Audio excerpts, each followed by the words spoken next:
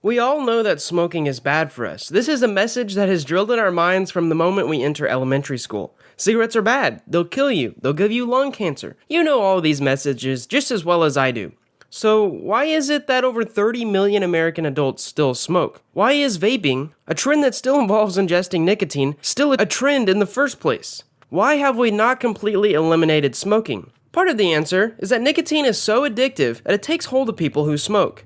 Quitting isn't easy, although it can be done. But we would be remiss to neglect the psychological processes that happen whenever someone picks up a cigarette, especially when they know that it's bad for them. Sure, some smokers pick up cigarettes or jewels with the intention of hurting themselves, but most people do not. They face a crossroads known as cognitive dissonance. The discomfort of being at this crossroads often pushes the smoker to keep smoking. So cognitive dissonance does not just occur when you're lighting up a cigarette. We experience cognitive dissonance as we read the news, whenever we drive a car, or force ourselves to go to sleep at night.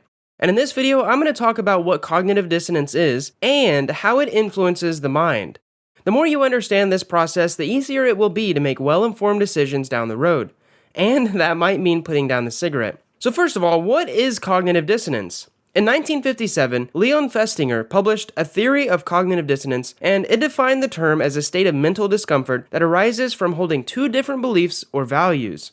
This discomfort may also come about if we're pressured to act in a way that goes against our belief system. The mind likes simple things. It also likes consistencies. And if you hold two opposing beliefs, such as, I want to stay alive for a long time, and I want to smoke a cigarette, the mind is not going to feel so comfortable. So what does the mind do?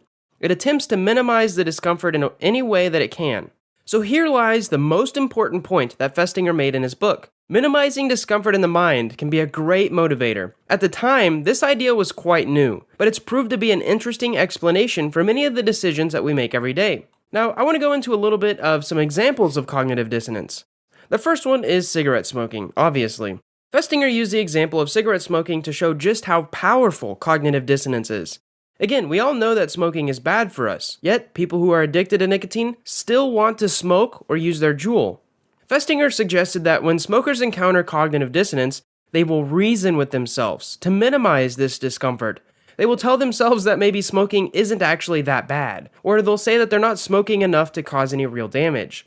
They may also tell themselves that smoking is better than other bad habits, or that quitting will lead to other bad habits, like overeating or alcohol abuse. These are all just explanations that they justify smoking with. And to a non-smoker, these justifications don't exactly add up. They certainly do not negate the fact that smoking is bad for you. But these are things that someone will tell themselves to get rid of cognitive dissonance. Another example is fake news. Now, we currently live in a very polarized political climate. People feel that they have to be on one side. The other side is full of lying and cheating buffoons. Cognitive dissonance plays a part in this polarization. Cries of fake news is a common way to deal with cognitive dissonance.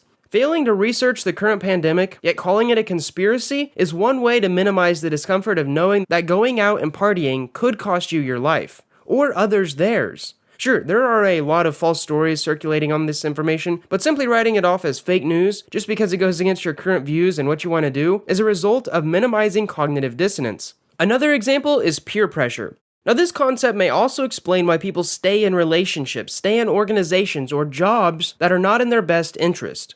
Peer pressure can create a strong sense of cognitive dissonance. It's easier to go with the crowd sometimes, especially if that crowd is a cult. Studies have shown that this is true. In one study, a group of people were told to answer a question about whether two lines were the same length or if they were different.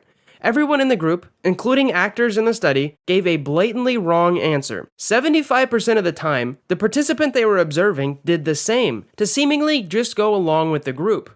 Now moving on, cognitive dissonance is powerful, which is exactly why you need to know about it. With this information, you can be more aware about how you are making decisions and whether or not you're letting this discomfort get the best of you. Now, discomfort is inevitable if you're learning new information, hearing the opinions of others, or making difficult decisions. It's just going to happen. But now that you're aware of what cognitive dissonance is, you can be on the lookout for it. Now, this may require practicing mindfulness to build up some kind of awareness of your thoughts and feelings. The more in tune that you are with your body and your mind and your thoughts, the easier it will be to spot discomfort. If you know the source of this discomfort, you'll be less likely to be swayed by it. I suggest allowing yourself to feel uncomfortable when someone challenges your viewpoints. Take the time to actually research claims that you see online, rather than just brushing them off as fake news. Step back from decisions that you might make due to peer pressure. Cognitive dissonance aims to keep things simple, but it can put you in a real mess of a situation if you end up making the wrong decision.